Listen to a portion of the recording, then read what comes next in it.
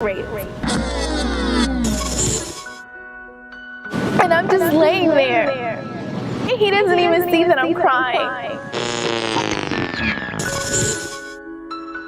And I want to give a platform to other survivors to know that it is time to share your voice.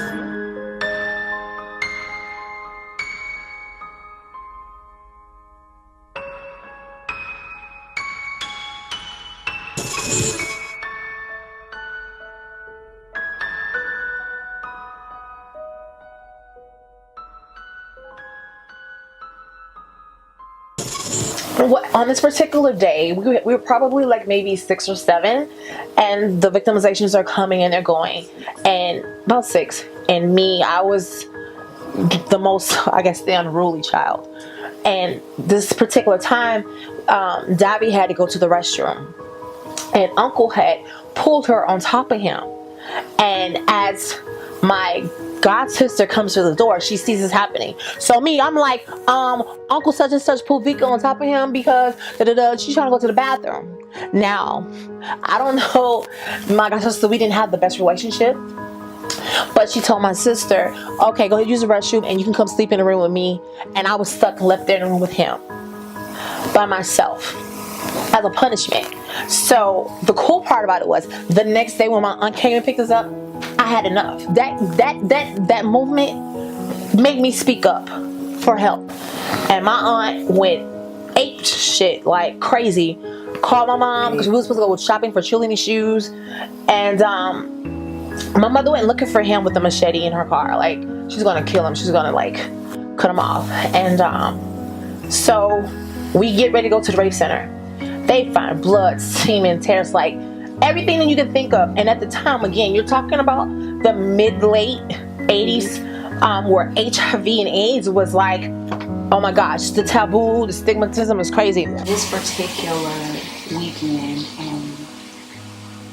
I had been excited about visiting because usually I was very little and I couldn't hang with one of my god sisters.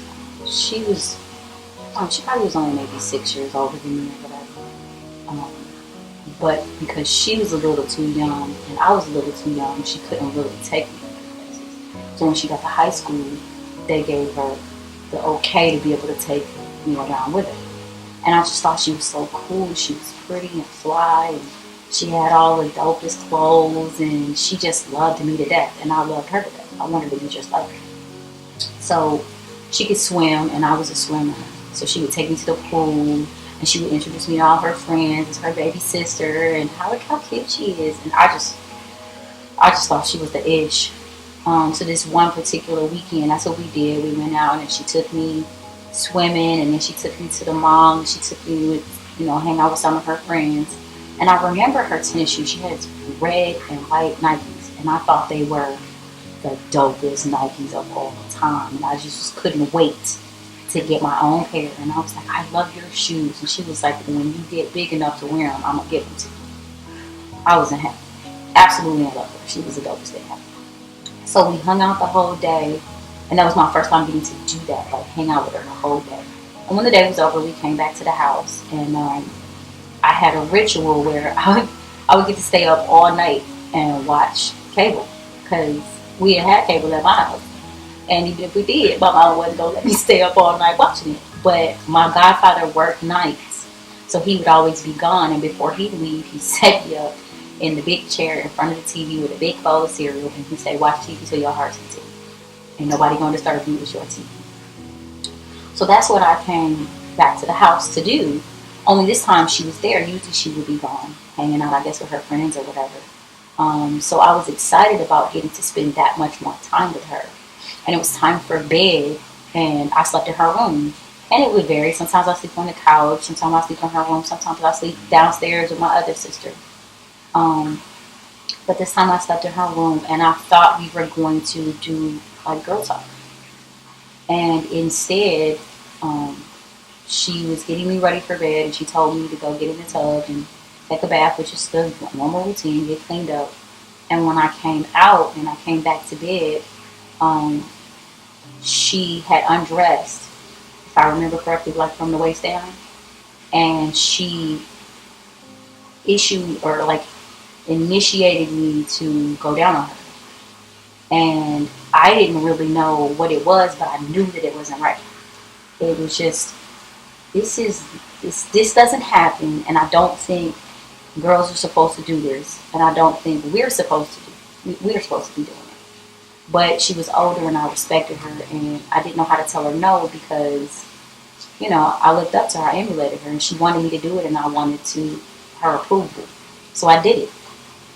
What happened was after we left in the house, and you know, it started as a game of, you know, female cousins, older, much older, would make me you know, play games, you know, in her room, especially at night, or when my grandmother or, you know, whoever was my caretaker that particular day would be gone, and you know, she would make me play these games where I would touch her in certain places, and I don't know, it was like I was young, but I just knew it wasn't right. And so I remember, I think the 5th time she was trying to make me do something, I tried to stand up for myself, saying no. She beat me bad. And that's when the fear started. That's when I was like, I can't tell anybody. You know, and I was fearful from, you know, my mom and my dad, you know, be a good kid. You know, and I was always a happy kid, so, you know, I didn't want to get in trouble. So I just did what she told me to. Every opportunity when we were alone, she would make sexual advances. Now, I don't want to go into detail because I don't want to gross it out, but it was really bad. She was very, very slick. She'll do stuff like, even if there was a family gathering, like she'd get, you know, like birthday party or something, and I'll walk by the bathroom, she'll pull me in the bathroom real quick and like, you know, kiss me or whatever the case may be, and like she'll maybe put my hands down, you know, private area, and then she'll like turn me on, like push me out, and I just be like, oh my god, what just happened? And then I gotta pretend like nothing happened. And like she'll tell me, like, you telling anybody, I'll kill you. So, you know, I was a nerdy kid, you know, I had big old bifocal glasses and I'm skinny. So, you know, there's big, powerful women that could just toss me around like a rag doll. So I just did what she did. I remember one Saturday evening, I went up the stairs and there were these columns that were by the bedroom door, by the entrance to the bedroom. And so as I'm opening the door, I felt somebody just push me. I flew to the floor, and I was terrified. I didn't know what was going on. It was dark. It was dark outside. It was dark inside. And I heard a click. I didn't know what it was, but then when I felt it on my temple, I just started praying. I was like, God, please don't let him kill me. I didn't know what he wanted, if he was trying to rob me, if he thought I had money because I'm renting this house, or what. I didn't know. And he told me not to scream or else he was going to shoot. He would pull the trigger, and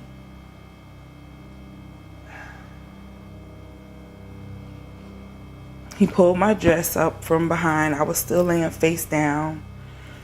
I remember tasting my blood because I busted my lip when I hit the floor. Yeah, and he penetrated me. And I wasn't sure if he had on a condom or anything. I didn't know. But I just laid there and I was quiet and I was still. I just wanted him to finish and get it over with and not shoot me. What really made me go inside of the gym room by myself was when one of the security guards that everybody know, she came to me and she said that, oh, did you do this to what's his name? Everybody knew him at the time. And I was like, no, I didn't do it. She said, girl, stop lying. I know you did it. You just trying to sit here and play like you didn't. All the girls do it. I was like, so I'm not like all the girls, so what does that even mean? You know, I don't even want to talk to you anymore. That's what I told her. She's like, that's all right, but do you want some gum? You get the joke? Yeah. And I was like, wow. And I just walked off. I walked off on her and I went to the gym room by myself and I just sat underneath the bleachers and I was just like, I just had my head down because I was just like, I really wanted to blow the school up. You know, I get so stressed to the point where if I start to think about doing like stuff to hurt people, and I know that's not how I am, because I don't even like killing flies, you know?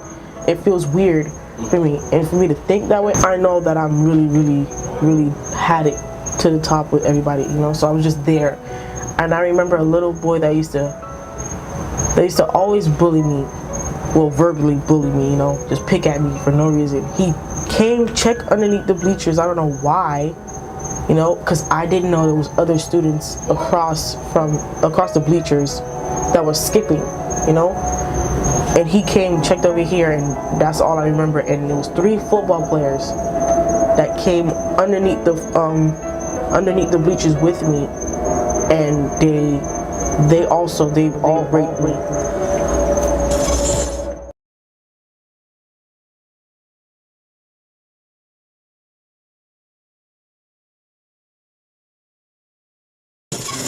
There's these treats that they sell like a tart, like a cake-like tart, and it's like strawberries around the box, and it's like plain cup tart. Every time I see it, it would trigger me.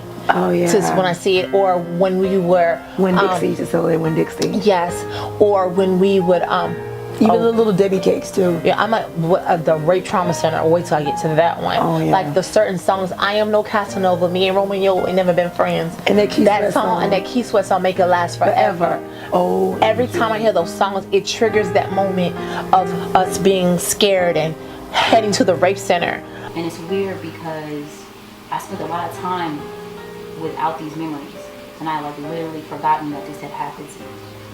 And then they came back, and there's so many things that attach to it. Like I can remember the smell, and it just kind of blew me, remembering that smell and being able to attach it to that memory. Right now, I'm 41. I don't have kids. I was like, what's wrong with you? Like, you should have kids. Like, you don't even look your age. Like, why you don't have children? Just intimacy was the last thing on my mind. When you get raped for like 6 years straight, you don't want it. I think that played a major part because when I got married, my wife left. She cheated on me. And it's like now I'm answering that question. Like right now, this interview, I couldn't get closure. I'm like, why did my wife cheat? Like I was a husband, I took care of her and her son, and I had 2 jobs. What was it that I was not doing? And I just answered that question like right now on the show. I just got closure. Wow. And that was 8 years ago. And so I felt worthless. I didn't want to live. I used to pray that God would just take my breath, like I'm wasting air. Somebody else needs to be breathing this air. Somebody else needs to be walking in these shoes. Like I can't do it. And so when this thing happened to me, it was just like, here's just another thing. This is gonna be my life. I just felt like this was gonna be my life. And I locked myself up in the room. I let my electricity get cut off. I had an eviction notice and I was just trying to die. I just let myself up, I was trying to die. That made me more aggressive towards men, period. Like I don't, like,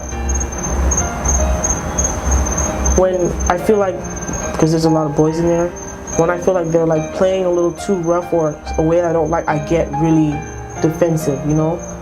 And if I feel like they're trying to like overpower me, like how I felt at the time, like I was overpowered like by all 3 of them, you know? They were strong, you know? I like get really aggressive in the face, like I'll get upset. And they would wonder why I get upset, but they don't know, you know?